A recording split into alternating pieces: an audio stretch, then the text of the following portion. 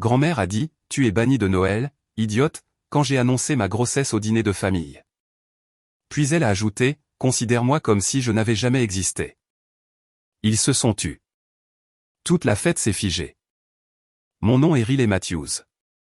J'ai 27 ans et ma grand-mère m'a banni de Noël en plein dîner.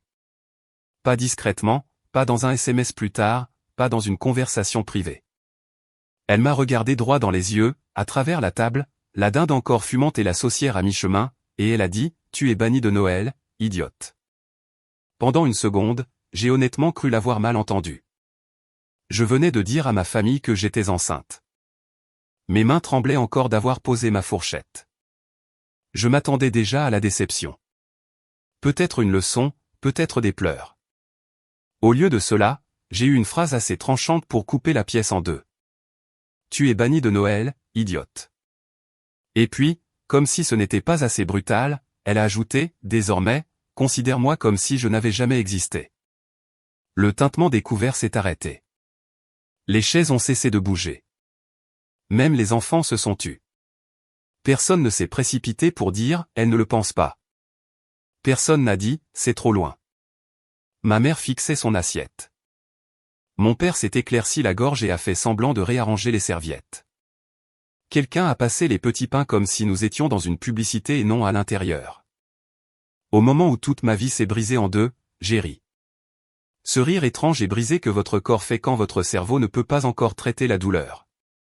Vous plaisantez, n'est-ce pas, ai-je demandé. Elle n'a pas scié. Tu as couvert de honte cette famille. Tu ne t'assois pas à ma table. C'était ça. Toute mon enfance de matin de Noël, de pyjamas assortis et de photos de famille soigneusement mises en scène, effacées en une seule phrase. Je me suis levé, j'ai pris mon sac et je suis sorti dans la neige sans mon manteau. Alors que la porte se refermait derrière moi, je ne savais pas encore qu'être banni de leur Noël deviendrait la meilleure vengeance que je n'aurais jamais planifiée. Si vous avez déjà eu l'impression que votre famille se souciait plus de paraître parfaite que de vous aimer, restez avec moi jusqu'à la fin car vous devez entendre ce qui s'est passé après que cette porte se soit refermée. Quand la porte s'est refermée derrière moi cette nuit-là, je me suis dit que ce n'était que de la colère, que le matin, quelqu'un appellerait, me dirait que grand-mère était allée trop loin, me demanderait de revenir et de parler. Personne n'a appelé. Au lieu de cela, mon téléphone s'est illuminé pour une raison différente. Le groupe de discussion familiale, celui appelé « Matthew's Christmas Crew », a soudainement disparu de mon écran. Au début, j'ai pensé que c'était un problème technique. Je l'ai cherché. Rien. Puis une notification est apparue de mon cousin. « Salut, tu vas bien ?»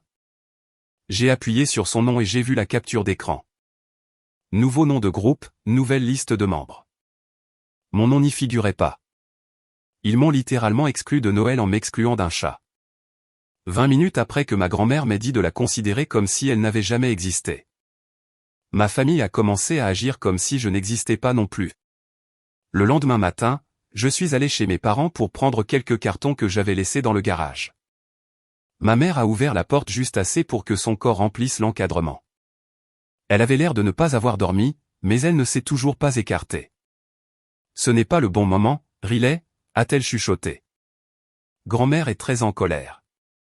J'ai regardé par-dessus son épaule et j'ai vu ma grand-mère assise à table, la Bible ouverte, agissant comme si elle l'avait personnellement écrite. « J'ai juste besoin de mes affaires », ai-je dit. Je serai parti dans 5 minutes. Les yeux de ma mère ont balayé la maison. Puis elle s'est écartée à moitié seulement. Passe par le côté pour aller au garage. Ne viens pas dans la cuisine, s'il te plaît. Elle a dit qu'elle ne voulait pas te voir. Elle n'a pas dit qu'elle était en désaccord. Elle n'a pas dit que c'était mal. Elle a juste obéi aux ordres. À Maple Creek, l'approbation de ma grand-mère est comme une seconde religion. Elle a payé la compte sur la maison de mes parents. Elle dirige le groupe de femmes à l'église. Elle préside le dîner de charité de Noël.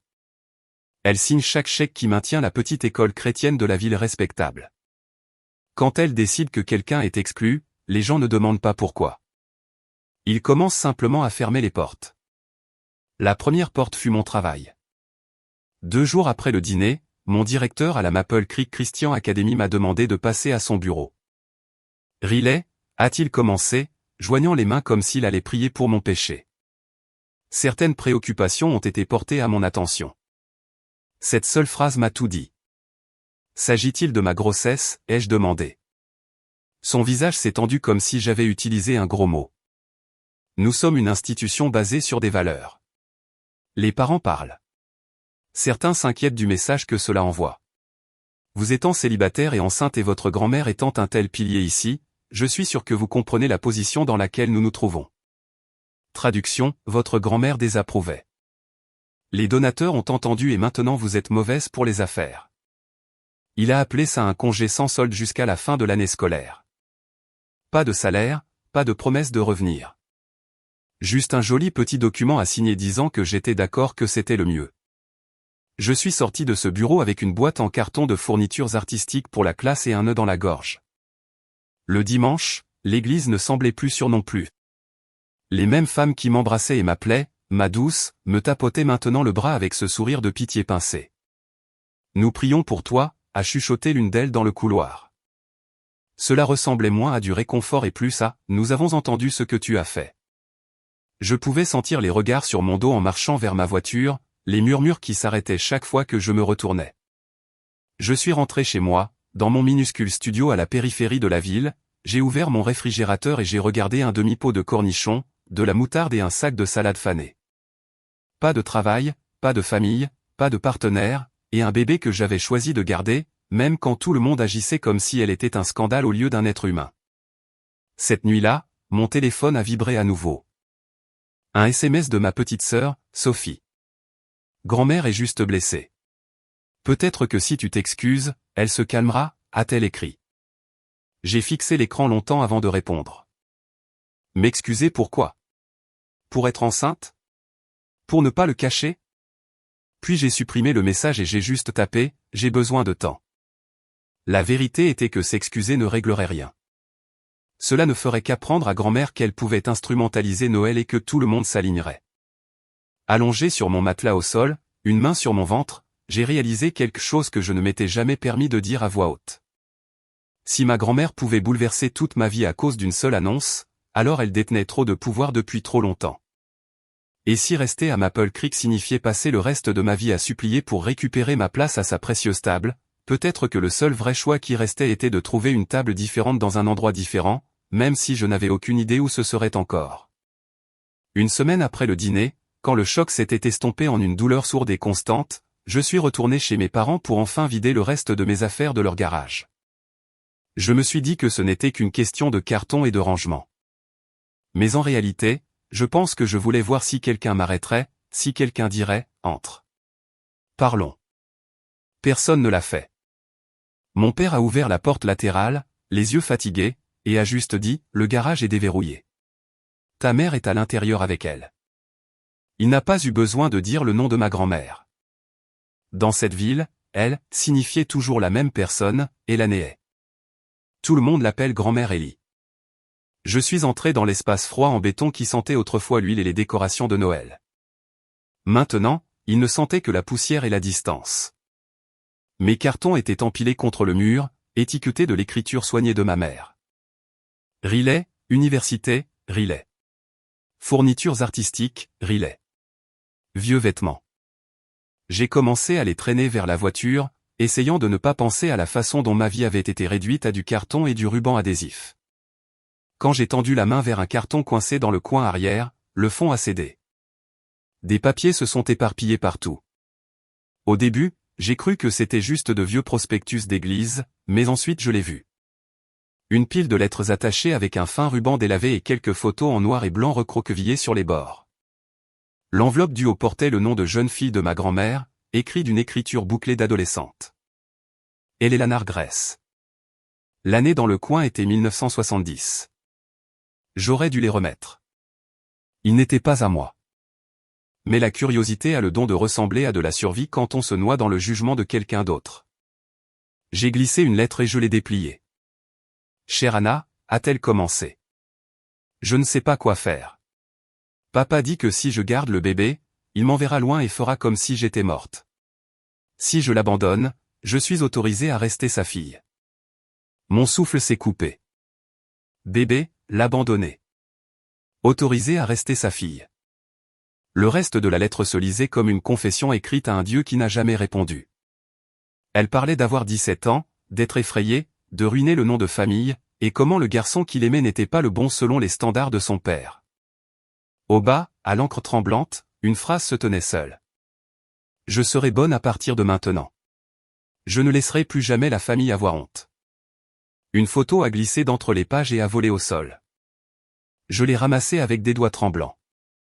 Une fille qui ressemblait à une version plus douce de ma grand-mère était assise dans un lit d'hôpital, les cheveux emmêlés, les yeux rouges d'avoir pleuré. Dans ses bras, enveloppé dans une couverture rayée, se trouvait un nouveau-né. Au dos de la photo, quelqu'un avait écrit « Pour le pardon quand tu seras prête ». Je n'ai pas entendu ma mère entrer avant qu'elle ne prononce mon nom. Riley. J'ai sursauté, lâchant presque la photo. Elle se tenait dans l'embrasure de la porte, les bras croisés sur son cardigan comme si elle se retenait physiquement. Pendant une longue seconde, nous nous sommes juste regardés. Le fantôme de ce bébé entre nous. Tu n'étais pas censé les voir, a-t-elle dit doucement. À qui est ce bébé, ai-je demandé, même si mon estomac le savait déjà. Ma mère a soupiré, s'est appuyée contre le cadre. À ta grand-mère, a-t-elle dit. Elle est tombée enceinte à 17 ans. Mon grand-père lui a donné 2 options. Perdre le bébé ou perdre la famille. Elle a signé les papiers, a remis sa fille, et ils n'en ont plus jamais parlé. Ni à lui, ni à l'église, ni à personne. J'ai de nouveau regardé l'adolescente sur la photo, celle que je n'avais connue que comme la matriarche de fer de Maple Creek. Elle a toujours dit que nous ne parlions pas de certaines choses dans cette famille. Ma mère a continué, nous gardons nos affaires propres, notre réputation immaculée. Quand je suis tombée enceinte de toi avant mon mariage, elle a failli me faire la même chose. Papa a supplié. Elle m'a laissé rester à une condition. Je suive ses règles et ne fasse jamais, jamais, honte à la famille. J'ai pensé à tous les discours de Noël, aux leçons de bonne manière, à la façon dont elle pouvait glacer une pièce d'un seul regard si quelqu'un déviait de la ligne. Ce n'était pas aléatoire. C'était une armure. Une armure construite sur une blessure qu'elle n'avait jamais laissé cicatriser. Alors, elle me punit pour quelque chose qui lui est arrivé, ai-je dit, sentant la colère brûler à travers la pitié. Elle n'est pas seulement en colère que je sois enceinte. Elle est en colère que je n'ai pas été effacée comme elle l'a été. Les yeux de ma mère se sont remplis de larmes. Elle est terrifiée que l'histoire se répète. Dans son esprit, si les gens te voient, ils voient cette fille dans le lit d'hôpital et tout ce qu'elle a perdu. Elle ne sait pas comment te séparer de sa propre honte. Pendant un instant, j'ai presque eu pitié de ma grand-mère. Presque. Puis je me suis souvenu de sa voix m'appelant idiote. La façon dont elle m'avait effacé de sa table comme on supprime une faute de frappe. Elle a eu le choix, ai-je dit. Elle aurait pu briser le schéma. Au lieu de cela, elle me l'a transmis comme une malédiction. J'ai ramassé les lettres et les ai remises dans la boîte. Cette fois, soigneusement. Je ne la porte pas pour elle, ai-je ajouté. Si elle veut vivre enchaînée à une décision qu'elle a prise à 17 ans, c'est son problème, mais je ne vais pas passer ma vie à m'excuser d'exister juste parce qu'elle n'a pas eu le droit. Ma mère a dégluti difficilement comme s'il y avait une centaine de choses non dites coincées dans sa gorge. Qu'est-ce que tu vas faire, a-t-elle demandé. J'ai regardé autour du garage les cartons, la poussière, la maison qui n'était plus un foyer. Je vais arrêter de supplier pour une place à une table où je ne suis la bienvenue que si je disparais. Ai-je dit, si grand-mère a bâti toute sa vie sur le fait de prétendre qu'un bébé n'a jamais existé, peut-être que la chose la plus forte que je puisse faire est de refuser de disparaître pour elle. Quitter Maple Creek n'a pas commencé par un moment dramatique digne d'un film. Ça a commencé par une recherche sur Craigslist et un email désespéré. J'étais assise sur mon matelas, mon ordinateur portable équilibré sur mes genoux, les annonces d'emploi se brouillant devant mes yeux quand une notification est apparue d'Instagram. Une demande de message de quelqu'un nommé Maya Torres. J'ai cliqué dessus principalement pour éviter de penser à mon compte bancaire vide pendant 5 secondes. Salut Riley, je ne sais pas si tu te souviens de moi, disait le message. J'ai suivi ton atelier de photographie pour débutants au centre communautaire l'année dernière. J'ai entendu dire que tu n'enseignais plus à l'école. Je viens d'ouvrir un petit studio à Portland. Nous sommes débordés de sessions familiales et j'ai besoin d'aide. Si tu penses un jour à quitter Maple Creek, j'ai une chambre d'amis et plus de travail que je ne peux en gérer. Je l'ai relu 3 fois. Portland, un autre état, une autre vie.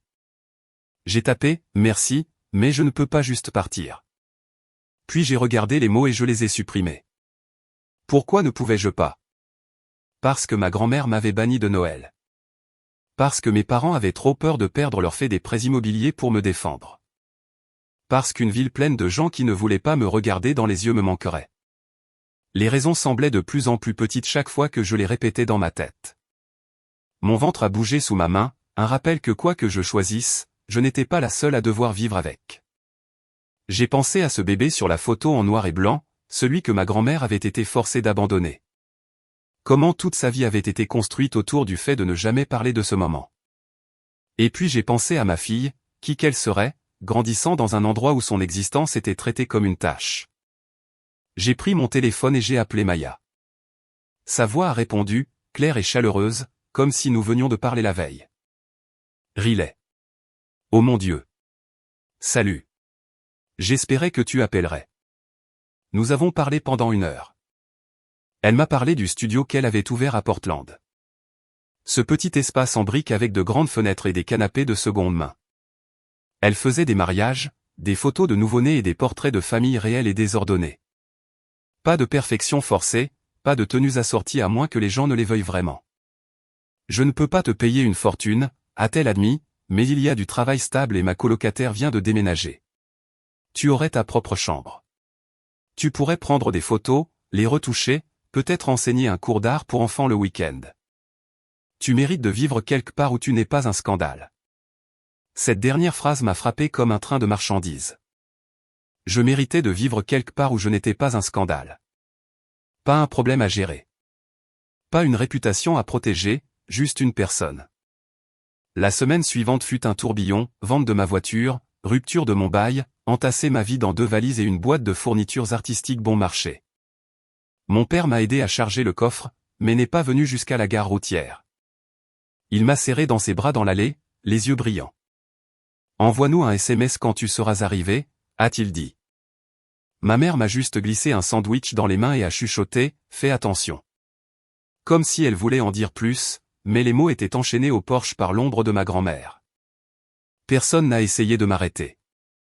Personne ne m'a supplié de rester. L'adieu qui a fait le plus mal fut celui que je n'ai jamais eu.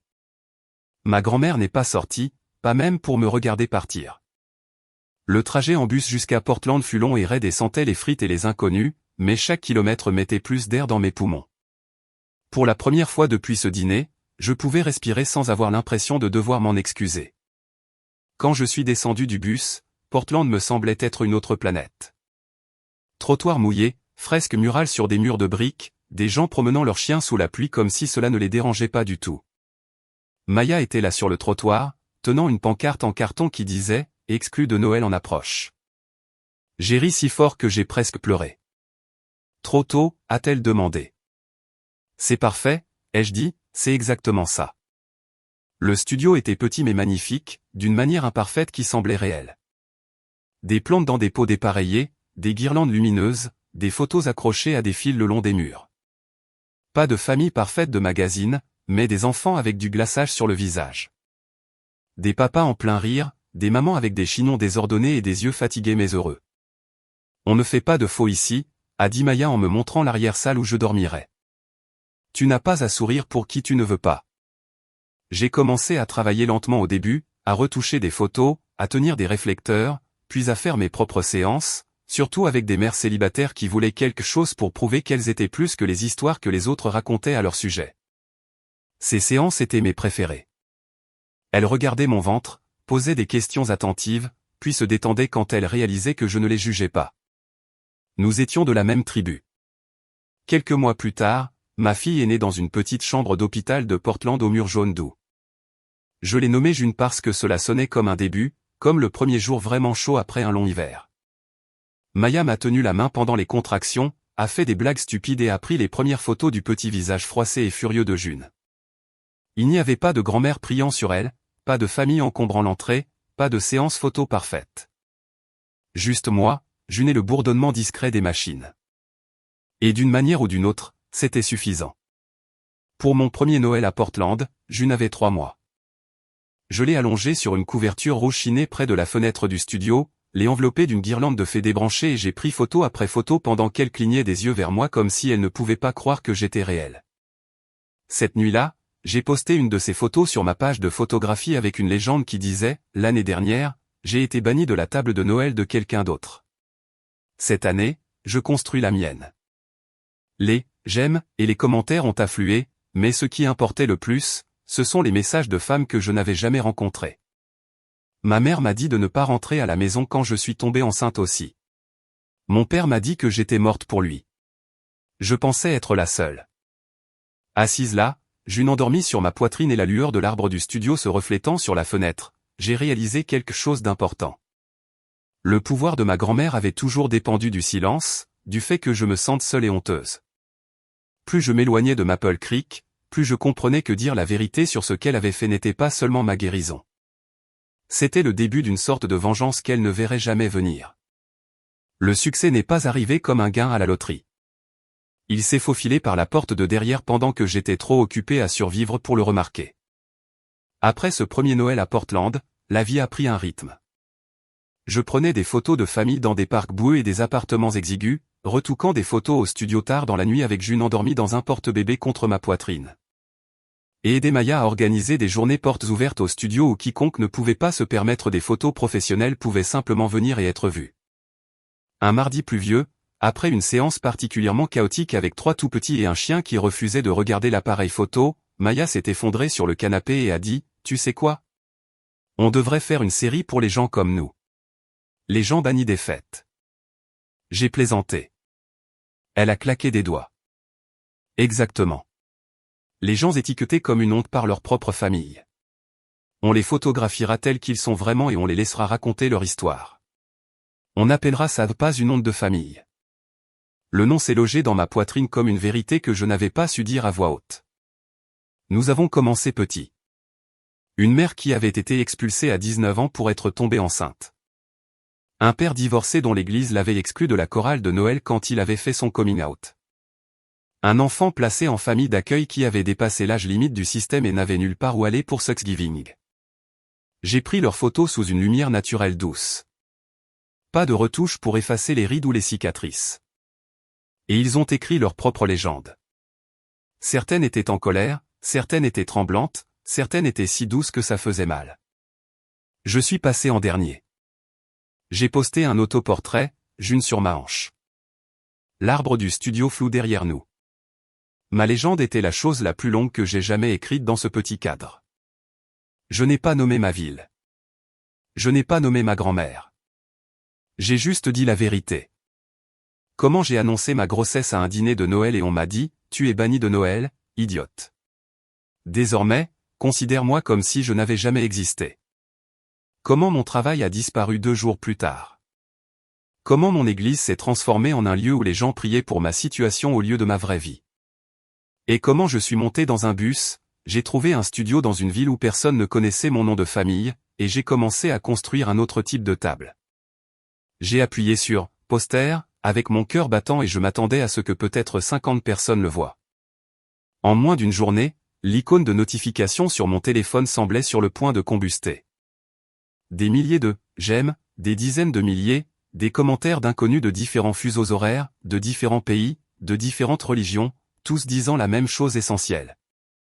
Ça m'est arrivé aussi. Certaines histoires étaient presque des copies conformes de la mienne. Mon père m'a banni de Noël pour être enceinte et célibataire. Ma mère m'a dit que je ne pouvais pas rentrer à la maison avec mon bébé parce que les voisins parleraient. Je pensais être la seule. Assise là, June endormie sur ma poitrine et la lueur de l'arbre du studio se reflétant sur la fenêtre, j'ai réalisé quelque chose d'important.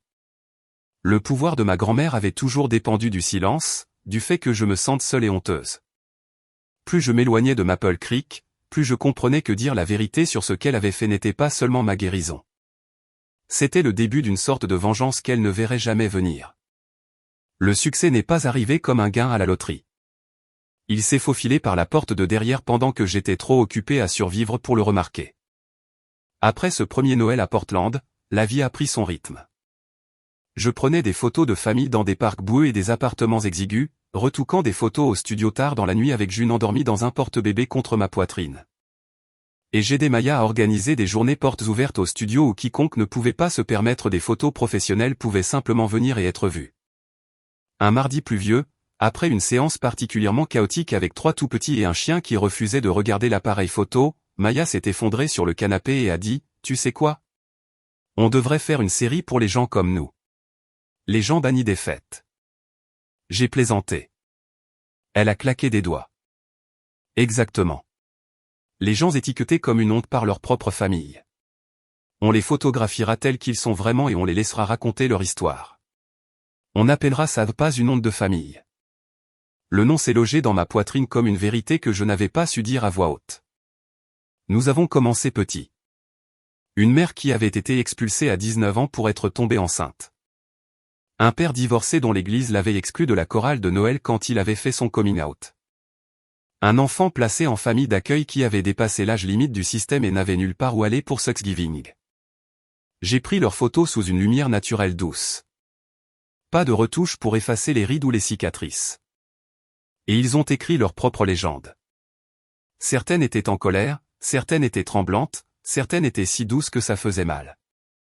Je suis passé en dernier. J'ai posté un autoportrait, June sur ma hanche. L'arbre du studio flou derrière nous. Ma légende était la chose la plus longue que j'ai jamais écrite dans ce petit cadre. Je n'ai pas nommé ma ville. Je n'ai pas nommé ma grand-mère. J'ai juste dit la vérité.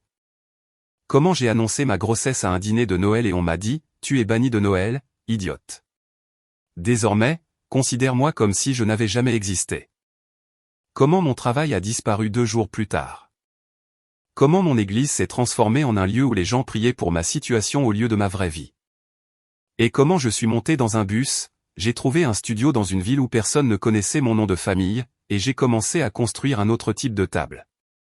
J'ai appuyé sur « Poster » avec mon cœur battant et je m'attendais à ce que peut-être 50 personnes le voient. En moins d'une journée, l'icône de notification sur mon téléphone semblait sur le point de combuster. Des milliers de « j'aime », des dizaines de milliers, des commentaires d'inconnus de différents fuseaux horaires, de différents pays, de différentes religions, tous disant la même chose essentielle. Ça m'est arrivé aussi. Certaines histoires étaient presque des copies conformes de la mienne. Mon père m'a banni de Noël pour être enceinte et célibataire. Ma mère m'a dit que je ne pouvais pas rentrer à la maison avec mon bébé parce que les voisins parleraient. Je pensais être la seule. D'autres étaient différentes mais coupées du même tissu empoisonné. Ils m'ont dit que j'embarrassais la famille en quittant mon mari violent. Ils ont dit que ma dépression était mauvaise pour leur image. Je suis resté éveillé tard à les lire, tenant mon téléphone dans une main et le petit pied de June dans l'autre, ressentant ce mélange sauvage de chagrin et de soulagement. Je n'avais pas été mise à l'écart. J'avais été enrôlé dans une guerre que beaucoup de gens menaient dans l'ombre. Un podcast local axé sur les histoires de femmes m'a contacté et m'a demandé si je serais prête à parler. Mon premier instinct a été de dire non. Parler sur Instagram était une chose. Parler dans un microphone donnait l'impression de graver mon histoire dans la pierre. Mais ensuite, j'ai pensé à cette fille sur la photographie en noir et blanc, celle dont ma grand-mère n'avait jamais été autorisée à parler. Mon silence ne m'avait jamais protégé. Il n'avait protégé que son image. Alors, j'ai dit oui. Dans le studio, avec l'animatrice assise en face de moi et June gazouillant doucement dans le coin, j'ai raconté l'histoire du début à la fin. Je n'ai pas utilisé de nom. Je n'ai dénoncé personne par ville ou par église. J'ai juste exposé les faits. Ce que l'on ressent quand sa famille utilise la réputation comme une arme. Comment être exilé d'une fête peut donner l'impression d'être exilé de l'amour lui-même. Et comment parfois la chose la plus puissante que l'on puisse faire est d'arrêter de supplier pour son ancienne place et de construire une nouvelle table ailleurs. L'épisode a été mis en ligne et mon nombre d'abonnés a de nouveau augmenté. Un petit magazine en ligne a repris l'histoire et a publié un article intitulé « L'enseignante bannie de Noël par sa famille construit une communauté pour les mères célibataires ». Ils ont utilisé l'une de mes photos de June et moi devant le studio, nos bonnets assortis tirés sur nos oreilles, nous deux riant de quelque chose hors champ. Je savais que c'était en ligne, mais je n'ai pas pensé que Maple Creek le verrait avant que mon téléphone ne vibre avec un numéro que je n'avais pas enregistré. « Salut, c'est Tyler », a écrit mon cousin. Alors, grand-mère a vu l'article. Mon estomac s'est noué.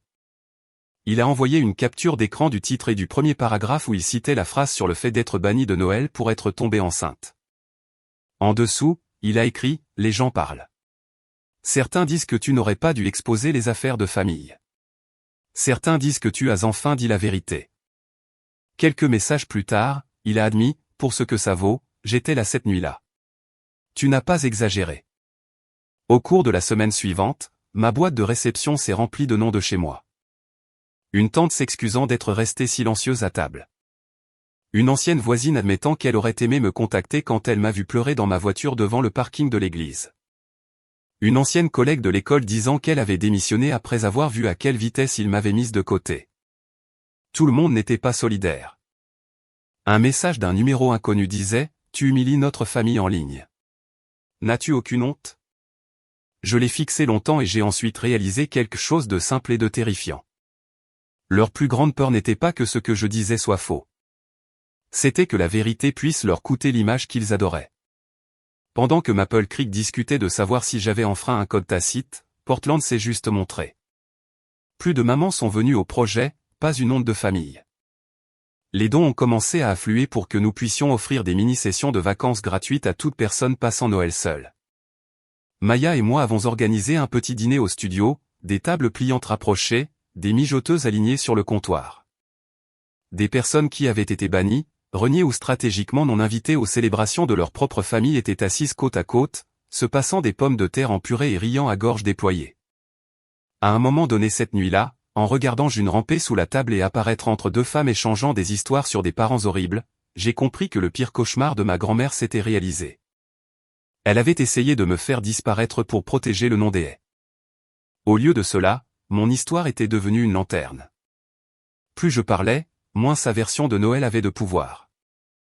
Et cela, plus que toute remarque cinglante que j'aurais pu lui renvoyer, fut le début de ma véritable vengeance. 2 ans après ce premier Noël à Portland, j'ai reçu un email qui m'a tellement noué l'estomac que j'ai dû m'asseoir sur le sol du studio, entre des pieds de lumière et des accessoires. L'objet était « Demande de partenariat pour le Noël de la communauté de Maple Creek ». L'expéditeur était le pasteur Jim de mon ancienne église. J'ai failli le supprimer par réflexe. Au lieu de cela, je l'ai ouvert, le cœur battant. Il écrivait que la direction de l'église avait suivi mon travail en ligne, en particulier le projet « Pas une honte de famille » et nos dîners de fête pour les personnes passant Noël seules. Maple Creek, disait-il, voulait faire quelque chose de différent cette année. Au lieu du banquet formel habituel organisé par une seule famille, il voulait s'associer à mon projet pour organiser un Noël communautaire à l'échelle de la ville, axé sur quiconque n'avait pas de table où s'asseoir. Mes yeux se sont arrêtés sur une ligne et ont brûlé. Nous serions honorés si vous et June vouliez bien rentrer à la maison pour nous aider à l'organiser. À la maison. Le mot avait un goût étrange dans ma bouche. Maple Creek ne me semblait plus être chez moi depuis longtemps. Avant de répondre, mon téléphone a vibré à nouveau. Cette fois, c'était ma mère. J'ai fixé son nom pendant 1 minute entière avant de répondre. « Salut », ai-je dit lentement. « Riley », a-t-elle haleté comme si elle avait retenu mon nom dans ses poumons pendant 2 ans. « As-tu reçu un email du pasteur Jim ?» Je me suis appuyé contre le mur du studio. « Oui, je l'ai eu. » Il y a eu une pause et puis elle a lâché. Nous lui avons demandé. Ton père et moi. Nous avons dit au conseil de l'église que s'il voulait vraiment être une église familiale, il devait assumer ce qui s'était passé et t'inviter à revenir à tes conditions, pas celles de grand-mère. Pour la première fois, j'ai entendu quelque chose de nouveau dans sa voix. Pas seulement de la culpabilité, mais du cran. Qu'est-ce que grand-mère en pense, ai-je demandé. Ma mère a expiré. Elle n'est pas contente. Elle a dit que c'était inapproprié de confier Noël à quelqu'un qui a attaqué le nom de la famille sur Internet. Nous lui avons dit que Noël appartient à Jésus, pas à la réputation des haies. Elle ne nous a pas parlé depuis 1 semaine. La vieille moi aurait paniqué, se serait sentie responsable, se serait démêlée pour arranger les choses. La nouvelle moi a juste ressenti une sorte de tristesse calme et stable. Me demandez-vous de venir pour elle, ai-je dit, ou pour vous? Pour nous, a-t-elle dit. Et pour tout le monde, elle a fait un petit geste. Mais tu ne dois rien à cette ville. Si tu dis non, nous aurons quand même un autre genre de Noël sans qu'elle ne soit aux commandes. Je n'ai pas répondu tout de suite. Cette nuit-là, après que June se soit endormie, j'ai tout raconté à Maya. Elle a écouté, puis a incliné la tête. Rentrer ne signifie pas revenir en arrière, a-t-elle dit. Ça peut signifier entrer au même endroit en étant une personne différente. Tu n'as pas à la laisser te blesser à nouveau pour laisser d'autres personnes voir qu'il y a une autre voie. Alors, j'ai dit, oui. 2 semaines avant Noël, je me suis envolé pour le petit aéroport régional avec le sac à dos de June couvert d'autocollants et une valise cabine pleine de matériel photo. Marcher dans l'air froid de l'Indiana, c'était comme entrer dans un vieux film que j'avais éteint à mi-chemin. Maple Creek avait la même apparence. Le grand clocher de l'église. La rue principale bordée de fausses neiges et de couronnes. Mais quelque chose en moi était différent. Je n'étais pas la fille qui se faufilait hors d'un dîner en pleurs. J'étais la femme qui entrait avec sa propre histoire. Le soir de l'événement, le gymnase de l'église était méconnaissable. Au lieu de nappes blanches et de marque-place avec des noms de famille écrits en cursive parfaite, il y avait de longues rangées de tables dépareillées, de grandes marmites de soupe, des dessins d'enfants scotchés au mur. Une bannière au-dessus de la scène disait « Personne ne sera seul à Noël ». En dessous, en lettres plus petites, se trouvait le nom de mon projet. Les gens déambulaient avec des assiettes en carton, riant, parlant, s'étreignant. Certains que je reconnaissais, d'autres non. Quelques-uns me regardaient comme s'ils avaient vu un fantôme. J'ai pris une respiration tremblante et je me suis avancé vers le microphone lorsque le pasteur Jim a appelé mon nom. La plupart d'entre vous savent qui je suis, ai-je commencé. Et certains d'entre vous savent pourquoi je suis parti. Il y a 2 ans, on m'a dit que j'étais banni de Noël pour être enceinte et célibataire. Je l'ai cru pendant un certain temps. J'ai cru que si les gens qui m'avaient élevé disaient que je n'étais pas digne de m'asseoir à leur table, peut-être que je n'étais digne de rien du tout. J'ai regardé la foule et j'ai vu mon père près de l'arrière, les yeux brillants, ma mère lui serrant le bras, Sophie debout à côté d'eux, se mordant la lèvre. J'ai continué. Puis j'ai déménagé, j'ai eu ma fille, et j'ai commencé à rencontrer des gens à qui on avait dit la même chose avec des mots différents. Qu'ils n'avaient pas leur place à cause de qui ils aimaient, ou de ce qu'ils avaient survécu, ou de la façon dont ils avaient choisi de vivre. Nous avons commencé à nous rassembler dans un petit studio à 1000 km d'ici. Et nous avons réalisé quelque chose de simple.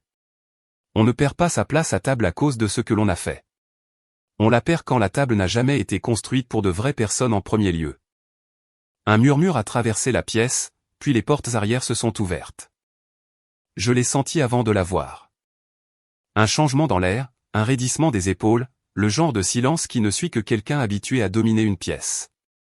Ma grand-mère est entrée lentement, appuyée sur une canne que je n'avais jamais vue auparavant, vêtue de son plus beau manteau rouge comme une armure.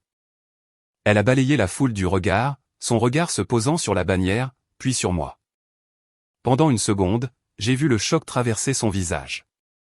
Son Noël, son église, son nom nulle part sur le programme, seulement le mien. Elle a fait quelques pas en avant et quelqu'un a doucement dit « C'est elle ». Je ne pouvais pas dire si c'était de l'admiration ou une accusation. Peut-être les deux. Après le programme, pendant que les gens faisaient la queue pour le chocolat chaud et que les enfants tiraient sur mes manches pour des photos, elle s'est approchée de la scène. Les conversations autour de nous se sont tues. Riley, a-t-elle dit, les lèvres pincées, la voix tremblante juste assez pour montrer qu'elle avait peur. Tu as été très occupé. J'ai posé le microphone. Apparemment, ai-je dit, occupée à rester en vie après avoir été déclarée morte pour ma propre famille. Quelques personnes à proximité ont tressailli. Elle a jeté un coup d'œil autour d'elle, réalisant qu'il n'y aurait pas de scène privée cette fois-ci, pas de coin cuisine pour lancer des ordres. Tu n'avais pas à tout dire à tout le monde, a-t-elle chuchoté. Tu aurais pu garder nos affaires en famille. Quelque chose en moi a craqué. Pas de rage, mais de clarté. Vous avez fait de cela l'affaire de tout le monde en utilisant l'église, l'école, la table du dîner pour me punir, ai-je dit, ma voix calme mais ferme.